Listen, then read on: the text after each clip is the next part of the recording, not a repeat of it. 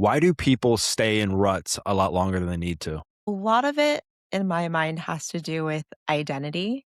Um, Something I talk about is the concept of like the problem of surplus selfhood, where you have a whole conception of who you are um, that dictates the menu of options that feel available to you.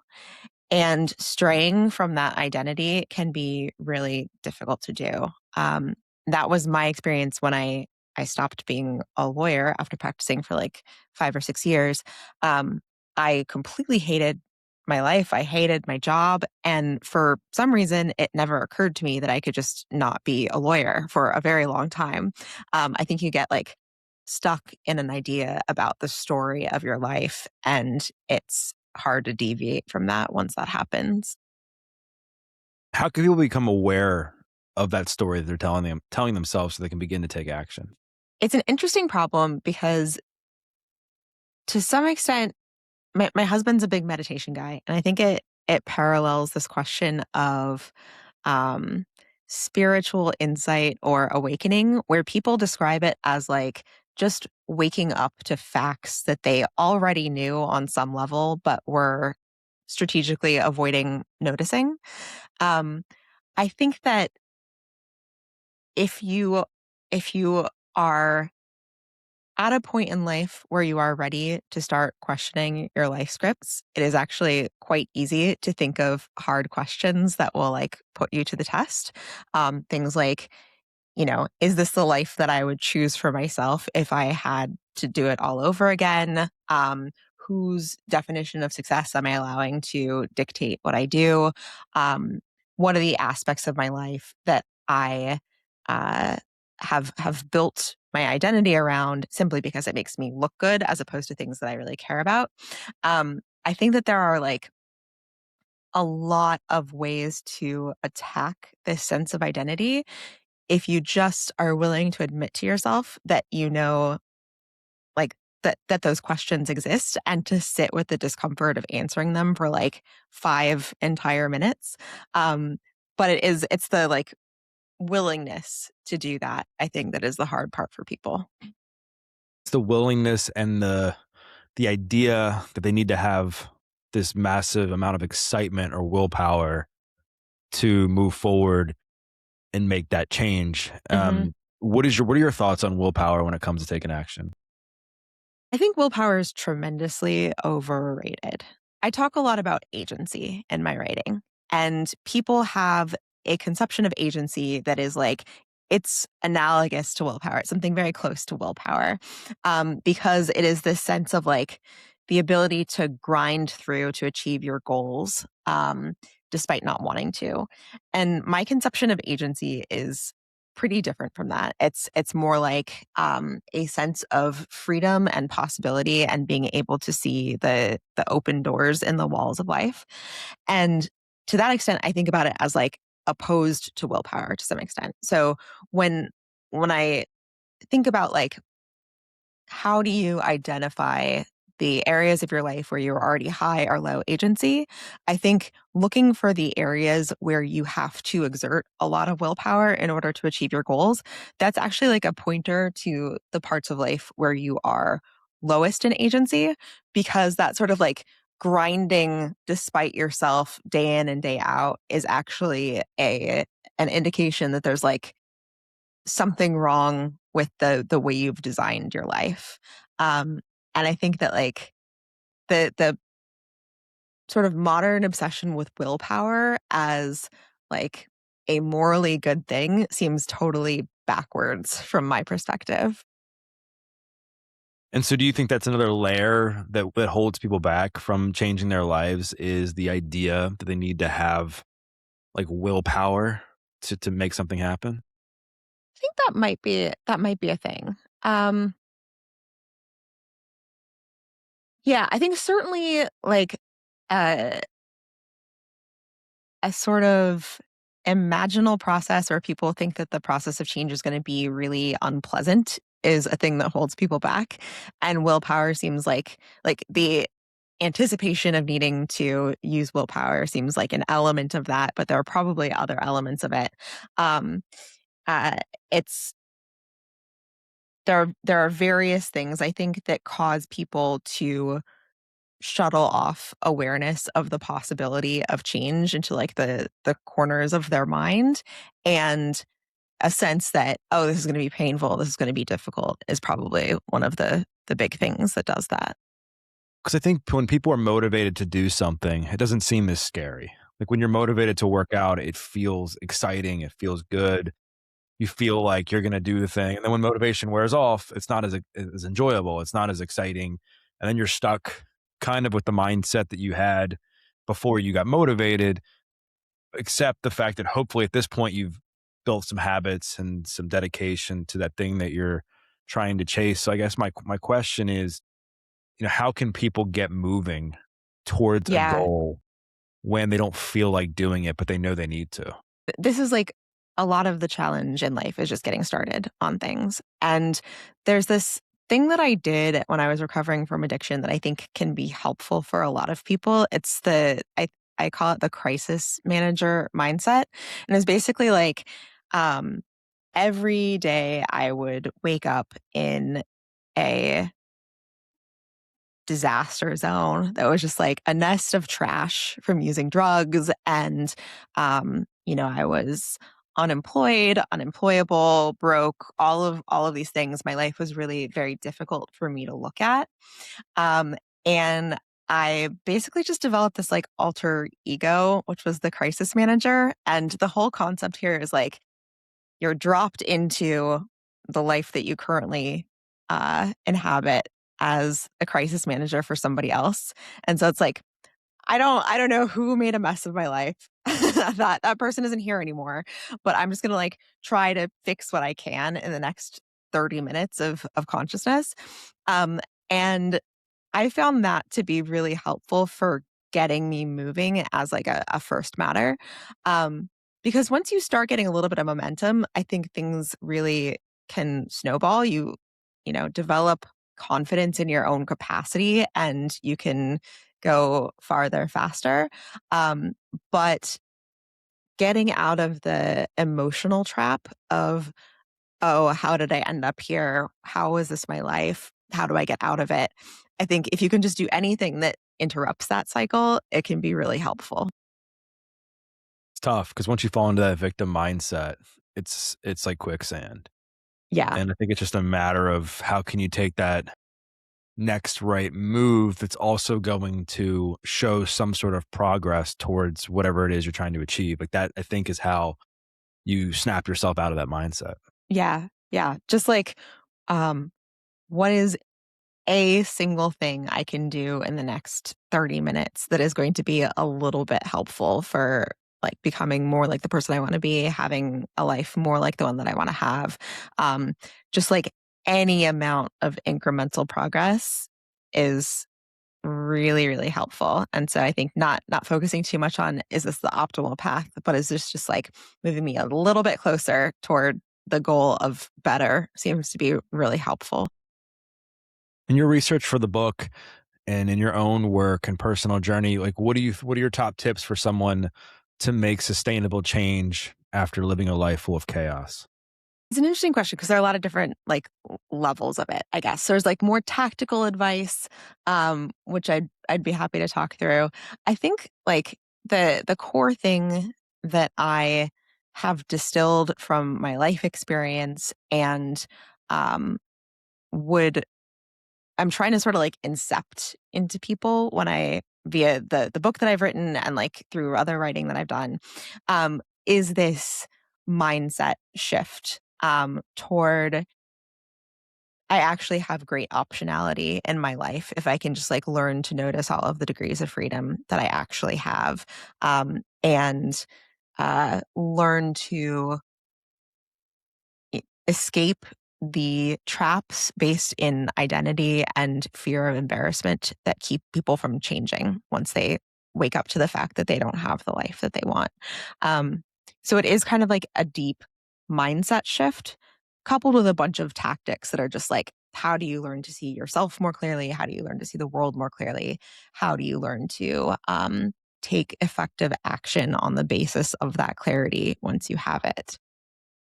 And along these same lines, you talk about this idea of the cringe minefield.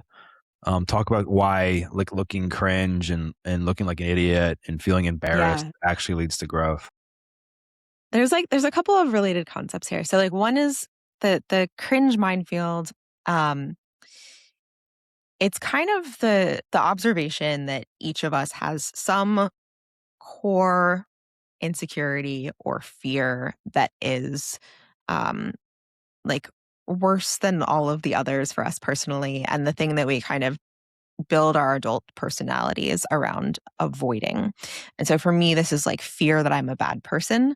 For my husband, it is fear of boredom or getting like stuck in a situation that isn't interesting to him. For some people, it's like lack of originality, whatever it is. There's like there's something that is usually like rooted in childhood conditioning where we really, really don't want to feel like a certain type of person or like we're in a certain type of environment. And so we will strategically ignore all sorts of life changes that we could undertake if it would cause us to feel that thing. So, like for me, anything that might cause me to feel selfish is something that I won't really even consider unless I'm really trying to overcome this tendency. And that has all sorts of implications for like the careers that I've allowed myself to explore, the types of relationships that I've allowed myself to explore. Um, and then beyond that, there's also this concept of like, um, my husband calls it the moat of low status, which is it's like anytime you're learning something that is worth learning, you're not going to be immediately good at it. You're going to be bad at it. And if you want to learn that thing quickly and completely and actually become good at it, it's really, really hard to learn anything without learning it publicly by doing it, like without allowing yourself to like try it, fail, get feedback from the world and iterate basically. And so there's this fear of being temporarily low in status that stops people from living richer lives to an unbelievable degree. This is the mode of low status concept. Um, and it's like if you can learn to make friends with that sense of, oh, I can't believe people are going to see me sucking at this thing. It is such a huge advantage in terms of your adaptability in life. It's like the single highest leverage thing that you can do. Yeah, I've said before, like it's better to look like an idiot now than to feel like one, like later on for not betting on Yeah. yourself. Because I mean, everybody like when they've started the thing, they were scared. They probably looked dumb in some way, or Hmm. you know, they didn't look like they knew what they were doing. And then eventually, you just figure it out. Yeah. That's just how everything is, I think. And yeah, I can't think of many domains in life in which you can equally well like learn something sitting at home alone on your computer as you can just like going out and interacting with people who are already good at the thing, like the community that exists around the thing that you want to get good at. It's just really hard to do stuff in isolation. It's not really how humans learn. Yeah. Um. So give me an example in your life where you have like embraced the cringe mindset in order to see some level of success.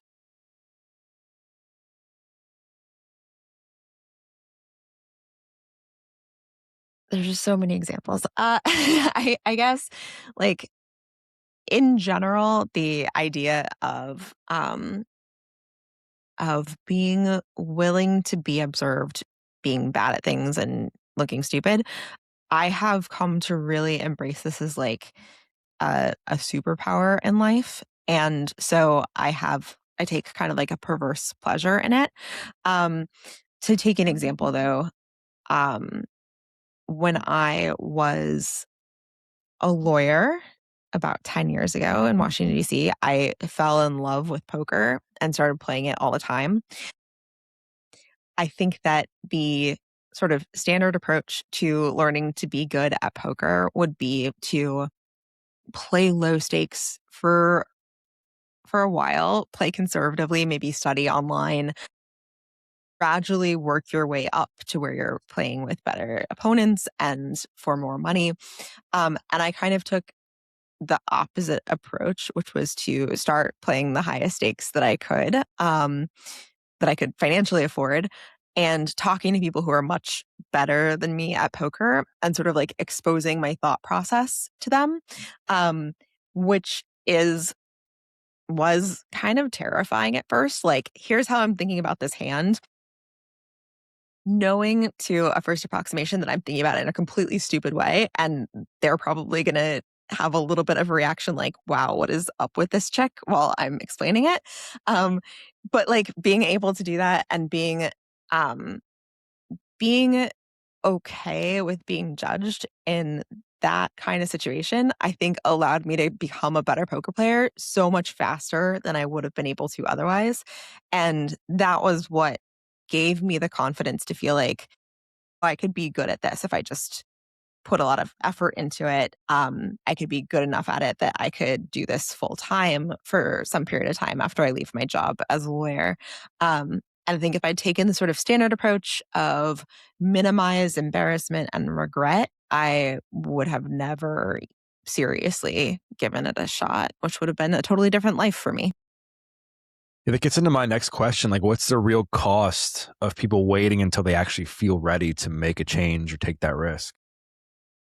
I mean, you just kind of never do anything, right? That's the problem. Um, it's like uh, waiting for the right moment to do things until you feel totally comfortable. These are kind of eventualities that just never actually occur for people. Um, for most things that are worth doing, you are not going to reach a point of feeling totally ready to do them. This is true in career changes. It's also true in just like having difficult relationships with people or difficult conversations with people. Um, uh, if you're waiting for comfort, most things are just never going to happen. And so you gotta you gotta brave some productive discomfort, I think. I think the next level of this is that people sometimes feel paralyzed because they feel like they've already like waited too long. They've missed their shot. Maybe they're too old. Maybe they've been in that relationship too long or that job. Like, how can people break out of that feeling of paralysis when they think their chance has already been missed?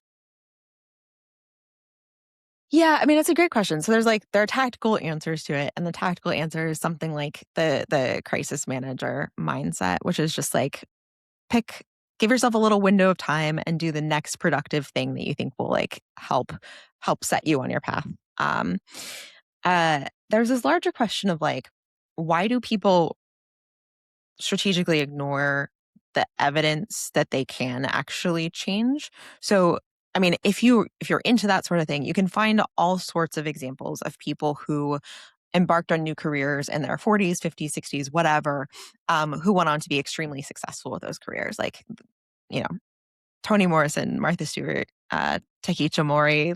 There's lots of them.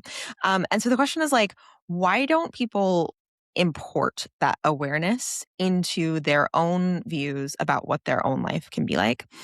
And I think it's like, I suspect that it is rarely the case that it is too late is a load bearing belief for people. I think it's usually like a belief um, that is substituted for the thing that is actually load bearing, which is like, it would be embarrassing to have to start over. It would be painful to have to sever this relationship or like walk away from this career that is very profitable, things like that. And so I think it's more a question of identifying what the underlying belief is that is keeping you from noticing the fact that people change all the time later in life, and addressing that so that you can move on with things. And I think the part of it is like paralysis by analysis too. You overthink and you're like, oh my God, it's too late. They've already done it. She's already done this. He's already done that. Like, I'm too late. I don't have enough money. My time is up, whatever. And then you miss another like 6 months or a year or 2 years where you could have made so much progress. I mean, how many people do you see that are like everybody has like one or two things. It's like, I wish I would have started this earlier. Mhm. Email list, fitness, writing a book, whatever. Yeah, So totally. It's I, crazy and because I think you then you look back, you won't do anything for 2 years, and then you look back and you think like, "Oh, man, I really could have just been doing that whole time." Like, I was so young back then. I feel like I've had that realization so many times in life, like, "Oh, when I at that point where I thought I was too old to change, I was actually just a baby." And so you can kind of just, like, extrapolate into the future and be like, well, I'm probably going to look back on this in 5 years or 10 years and realize that I was just a baby now and I had all this time to do this thing. Maybe I can just like act as though that is the case now. yeah. Well, and I do think part of it is, how do you just jump? Like, how do you Hmm. just take that leap? Um, and I think that people just don't know what to do. They're like, Hmm. okay, like I understand what you're saying. I'm listening to this right now. I'm watching this. If I'm, watching the video, but like, what do I do? Like, do you have a framework that you advise people on if they're in this position where they feel like they're just completely stuck? They know they need to make a change, whether it's something like addiction. Like, I know you're sober, you need beat addiction. Like what's the path forward to just make that big enough jump in that moment when you feel like just paralyzed? Yeah. I mean, I keep coming back to it, but I think that, like, the crisis manager mindset is the thing that I developed when I was in the throes of addiction and when it felt like my problems felt genuinely insurmountable at that point in life. I was like, I'd had this whole life. I'd been a top lawyer. I'd been the top female poker player in the world. I'd been successful and wealthy and respected. And then I had descended into a drug addiction that left me, you know, in debt, brain damaged to a point where I just like couldn't do ordinary things. I couldn't stay sober for even a day. And I felt incredibly stuck at that point in life. Like, how do I even begin to rebuild to a life that is worth living? And there's just an aspect of your life will get better and will change if you simply keep taking the next step that's in front of you. And so there's almost like a level of tricking yourself that has to happen where you're like, just just operate for a few moments in ignorance of the fact that your life is hopelessly fucked and figure out like how to get moving just a little bit. And I feel like this sort of bears a lot of similarity to a lot of advice on like procrastination, which is like just do the first thing. And then if you lose steam, don't worry about it. There's really just like a tremendous amount of identity based inertia that happens when you get stuck in life, where if you can just like start moving the boulder down the hill a little bit, it can really pick up its own kind of steam. But that first step of like, all right, even though it feels like this is a waste of time, even though this feels useless, I'm just gonna try anyway. I feel like that requires a leap of faith more than anything else. And to some extent, I think that's all of what 12-step programs are about, or like recovery programs in general, is just like causing people to take a leap of faith that their life can be significantly different from the hell that they're living in. Um, and people describe that as like an act of grace on the part of the universe or God, or an act of surrender on the part of the addict.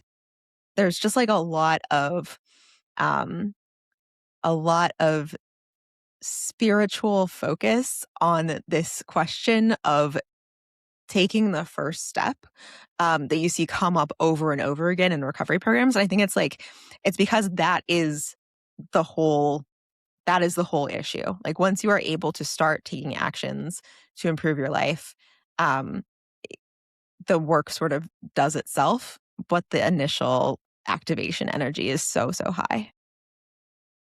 Do you think that Did you feel broken when you were going through your addiction stuff? Absolutely.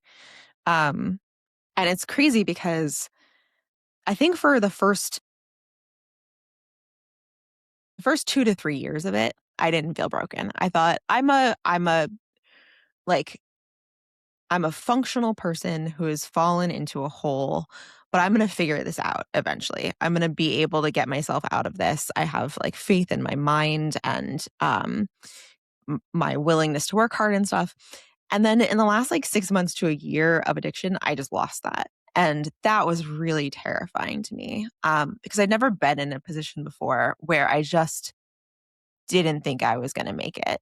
Um, and yeah, that's like a really dark place to be in where you feel like I'm actually not going to come back from this.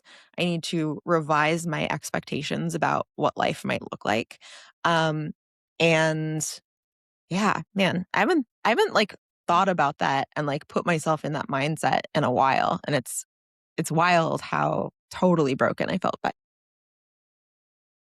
So how did you make it out? Like, how did you go from feeling completely broken to seeing enough progress where where you felt like you were going to be able to make something of yourself again? yeah, I mean, I think for me, that initial step that I had to make, which was the like leap of faith, was going to rehab. Because I'd been trying to get sober for years at that point on my own without like checking myself into an inpatient program. Um, and it just wasn't working. And so at the point that I went to rehab, I think I really didn't have much will to live. I didn't have that much will to recover even. It was just like purely a like an expression of optimism that I might feel some other way at some point in the future if I could like fix my brain a little bit.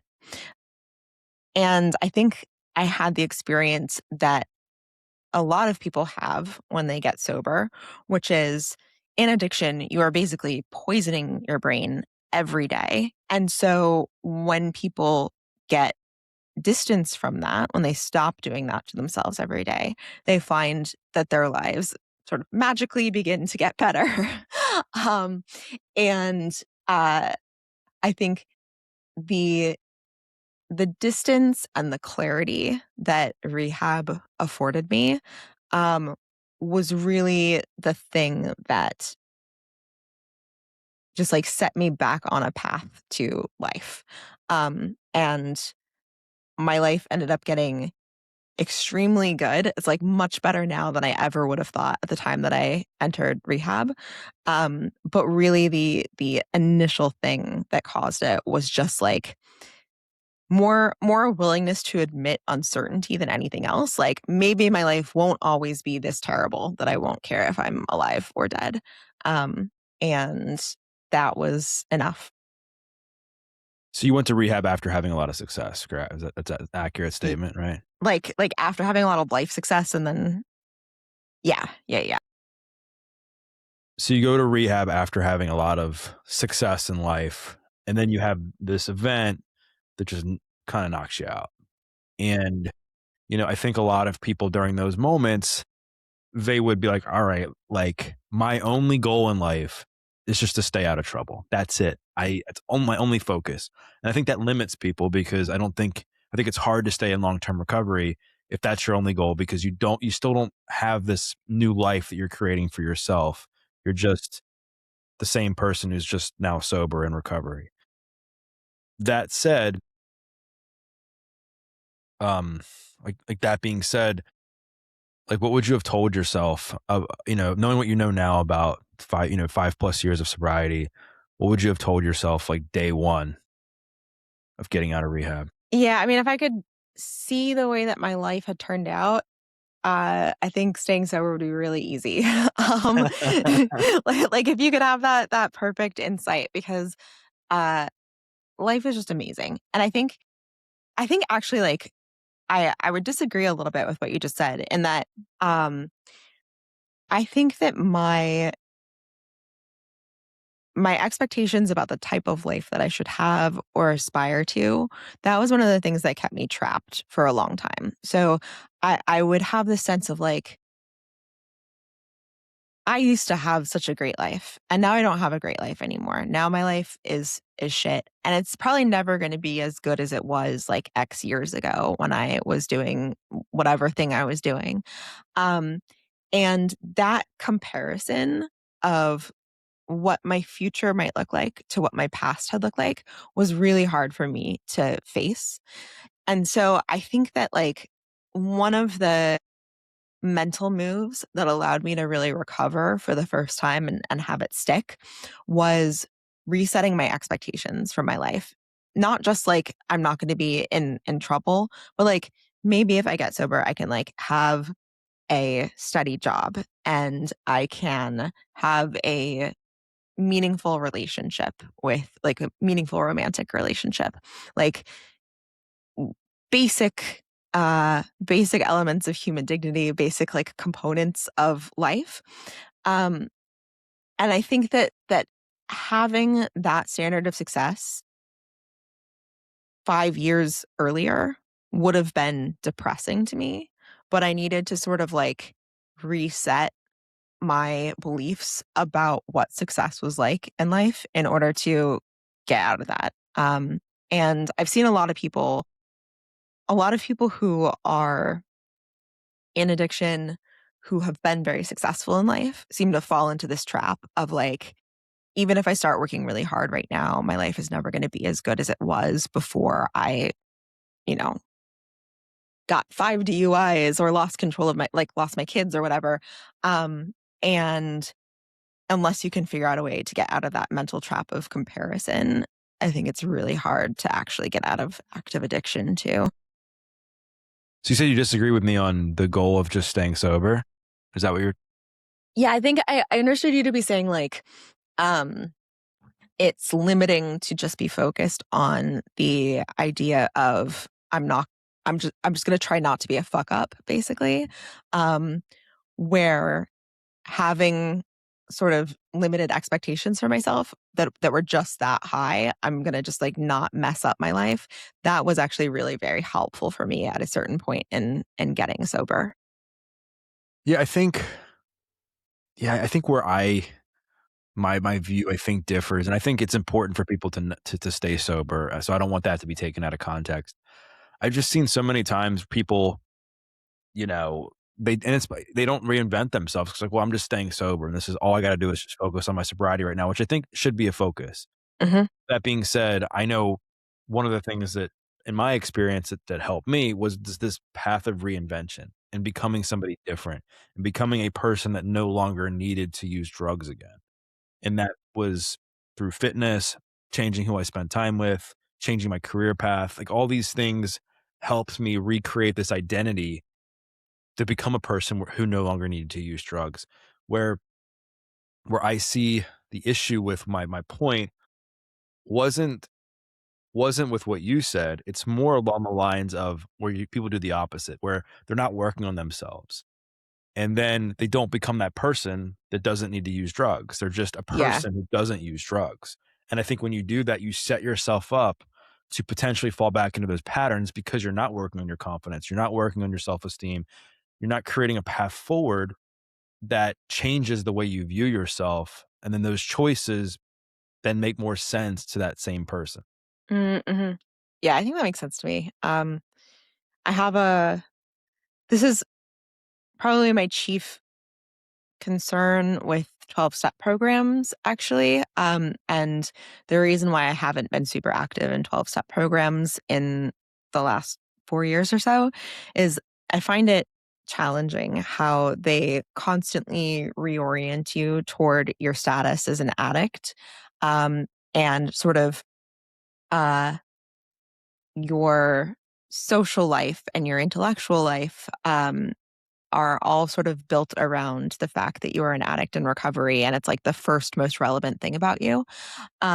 And I think that is, in my own experience, really helpful in early recovery, can be like actually counterproductive later on in recovery. Yeah, I agree. I mean, I think, yeah, I mean, I think both things are true. I think what you're saying is also true because that is something that you have to lean into. And especially, I think your bias and other people's bias towards that comes from overachieving and thinking, going down that path of life success, then realizing that that life success didn't like fix everything about you. You know Mhm. what I mean? And so there's these parts of you that needed to be addressed that weren't, an addiction and the thing that broke you, as you've said, like got you to this place where now you're more full to be able to like live life on the best terms possible. I think that in a general sense, people procrastinate and they'll procrastinate about like writing a book or they'll procrastinate about going for a walk or doing the dishes or whatever. What's your tip for like destroying procrastination as fast as Just right. possible? Um,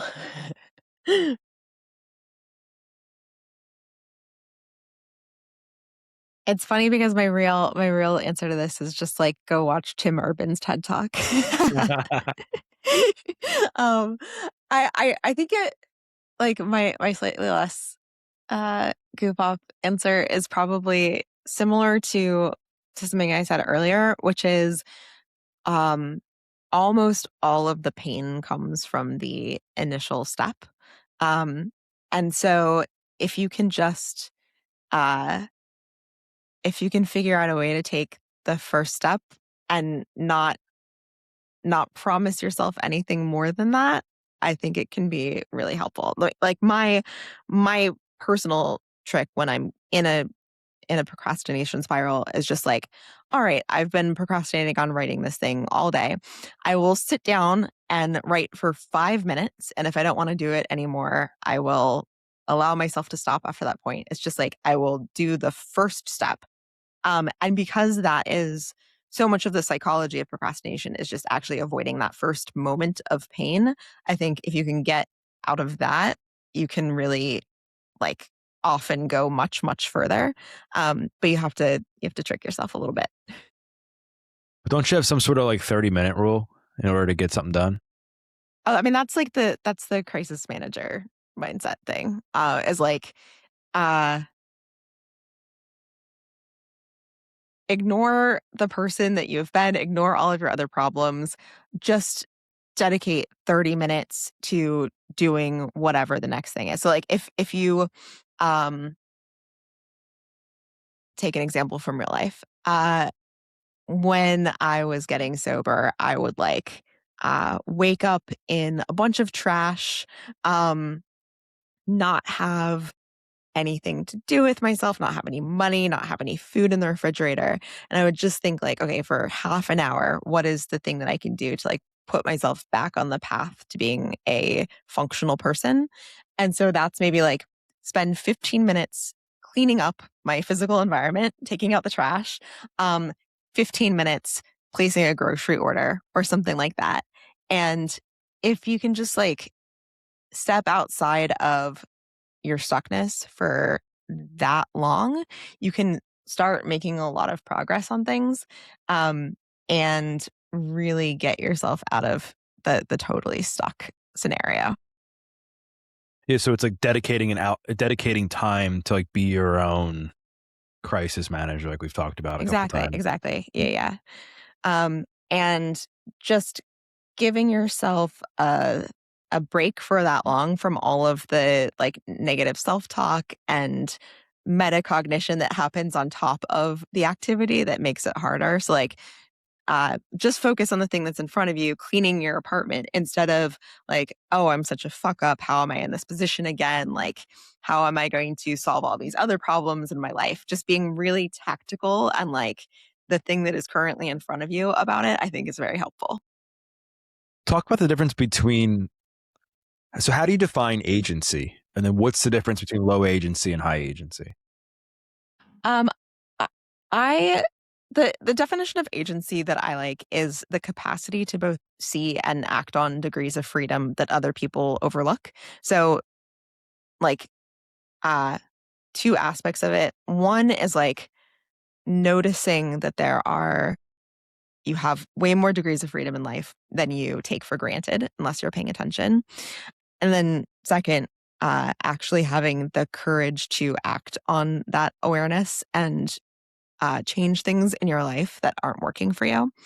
Um, I think that like being low agency just feels like being stuck in a life script. And so, uh, one way that people sometimes talk about agency, which I differ from, is people will often think about agency as like kind of the same thing as ambition or success orientation. And I think they're actually pretty distinct. Um, I think about my time as a lawyer as a time in which I was very high ambition, high success orientation, but low agency because I went to law school and became a lawyer and practiced as a lawyer without really ever asking myself why I was doing that. I just kind of like got to the end of college and um, didn't know what else I was going to do. So I went to law school, as many people do, and then I became a lawyer. And it wasn't until I had been a lawyer for like 5 or 6 years that I noticed the fact that I didn't like being a lawyer, didn't really want the lives that anybody around me had, and didn't know why I was doing it despite those facts.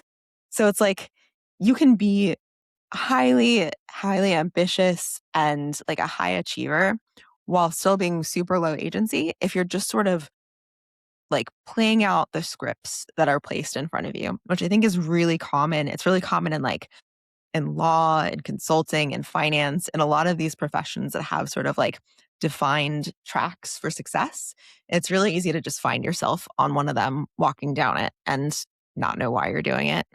I think that people, they'll hear this and they'll say, well, I should just quit my job, even though they're a really good attorney or they're a really good doctor or they're a really good finance person.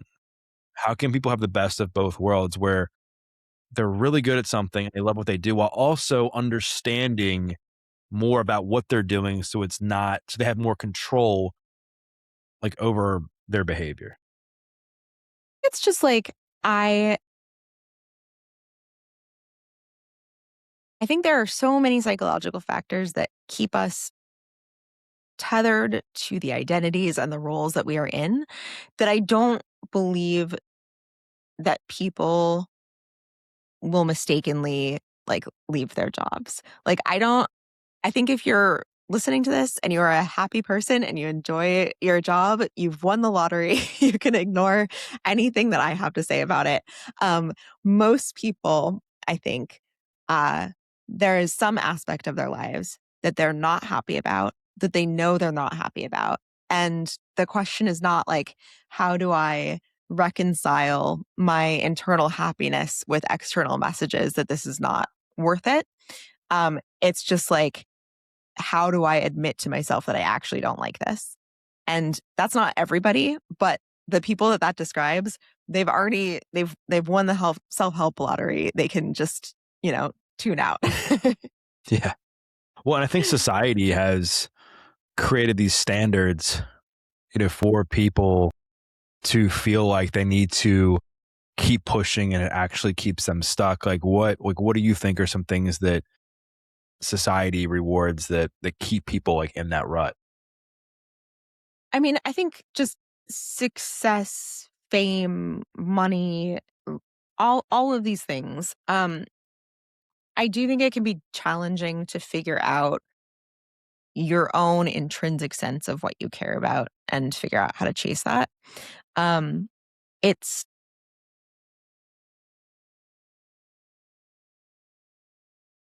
I never know like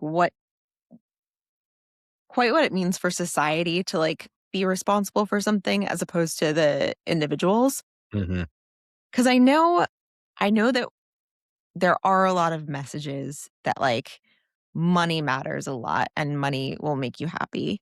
There's also a lot of like counter messaging to that. Like as generally viewed as like clearly not true that money will make you happy in other domains of life. And so I don't Yeah, I just don't know, like, what it what responsibility society has for some of this stuff. It's not a great answer. Well, I think the money thing, it's tough because that is like the measure of success, right? And in many ways, it's like the scorecard, if you will. I think money's important. Does it buy you happiness? I mean, it makes you happier when you're broke. Like if you're broke and you can't pay your bills, like having money definitely will make you happier, you know? For sure. But I Yeah, think you get to a certain level where it doesn't. I think it has diminishing returns, and they've studied this and stuff. And I think it's tough, right? Because you have to find ways to internally motivate yourself and to internally see that you're changing. What are some ways that you've used for yourself to like keep some level of scorecard or how you're doing in life without like the praise and the external validation? um, it's a good question. I think a lot of um, what has motivated the last 5 or 6 years of my life is trying to make the world better and less dangerous for people. So I worked um on pandemic response for a while, and I've worked on like risk from AI, and that has been my my way of like internally keeping score is like, am I making the world a safer place, a better place for other people? It's interesting because when I reflect on that, that's also not exactly intrinsic motivation. That's also like some um, some form of scorekeeping that I want to be able to refer to in order to assure myself that I'm on the right track. Um, I think that the healthiest people that I know and the most like integrated people I know have this deeper internal felt sense of, am I doing the thing that I am meant to, that like leverages my talents? Do I feel like happy day to day? Do I feel fulfilled? And the older I get, the more I want to move into like those forms of scorekeeping, but they're harder to do. It's always easier to look outside of yourself and be like, well, this is where I was before on this external metric. Here's where I am now. I've improved or I've gotten worse at it. And actually figuring out what you want your internal currency to be and designing your life around it is like one of the key challenges in life. Well, and I think that we're in a time right now that since the rise of social media, it's been the first time in like history really where everyone has like a public scorecard or Hmm. scoreboard if Hmm. you're in the space that we're in. Hmm. Like you could go and I could post this and you could go and be like, okay, like this, my video on Doug's show has this many views. Why didn't it do as well as this? Or I have more than this. Or, you know, your book, if it does well or doesn't do well, or social media followers. And people like are able to then create this perception of how successful you are based on what they're seeing, which didn't really exist. You know, I mean, the only Yeah. metric was money or state or status or maybe your house or car or whatever. But now it's very public where you can see, which is mostly fake because now people are Hmm. buying likes, they're buying comments, they're buying views, they're buying all this stuff to make themselves appear more successful than they really are. We see this all the time in the podcast space. And it's just a really like it's a it's a slippery slope. And Yeah. I don't know how to um I don't know how to I don't know how to work around it other than that you have to have this healthy balance of internal and intrinsic motivation while also paying attention to the external. Because if you don't pay attention to the external competition, trends, like you're going to get crushed because you're just like, you can't just like put your blinders on and be like, I'm not going to pay attention because that's not going to work either. Um, it's a, it's a tough, I think it's a tough dance that you have to figure out a way to manage. Yeah. Is it for you, how much of it is like, if you were the only person who ever saw your metrics, do you think that you would feel the same uh, tendency to compare yourself to other people as you do knowing that everybody else can see the metrics too? I mean, honestly, I mean, to say that I don't ever compare myself, I would be lying. I don't do it that often because I know where that trap gets me. And I also know that I can't control that and that I have to focus on, you know, running my own race. I think where it matters more to me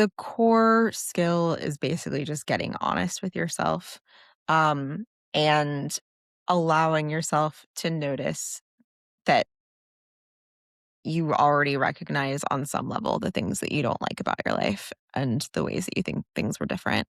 Um, I think that we exert an enormous amount of psychological strain trying to conceal things like this from ourselves. And if we can simply like learn to admit that we know what the questions are, they become a lot easier to answer. Um, and yeah, that's a lot of the battle is just like learning to stare into the abyss of your actual feelings about your life. So you have a book coming out called You can you just can do just do things. things, right? Yep. Yep. Um, what are the three biggest takeaways you want from people? We want for people to get from that book. I mean, the meta level observation is simply that agency is often viewed as like an innate characteristic like height or intelligence, but it's actually, I think, a very learnable set of behaviors that anybody can pick up. Um, More tactical things are like figure out how to get a more honest view of your own life. That part of that is like internal questioning, the like stare into the abyss stuff that we've talked about. Part of that is just like actually learn to see yourself more clearly by getting more information from other people. So, like, a really tactical thing that I suggest is setting up an anonymous feedback box so that people who know you can like write you notes anonymously and say, like, I think your life would be better if you did this thing concretely. Um, Talked about the crisis manager. I guess like one other tactical one that I'll leave you with is one thing that I did when I was recovering from addiction that I found to be so stupid and yet so powerful was I went around and I put post-it notes to myself everywhere that just said, is there a better way to do this? And I would learn to ask myself that question about small things and big things a dozen times a day. And I was able to just get like enormous compounding results out of asking that question over and over again and like small process improvements throughout my life. That's awesome. The notes work, right? The notes work. They do. Yeah. Cate, this has been a great conversation. Thank you so much for coming on. If people want to buy the book, they want to learn more about you, where's the best place to do that? You can go to catehall.com and you can buy the book there. You can, see other stuff that I've written and talked about. Yeah. Awesome. Well, thank you once again for coming on the podcast. Thank you so much.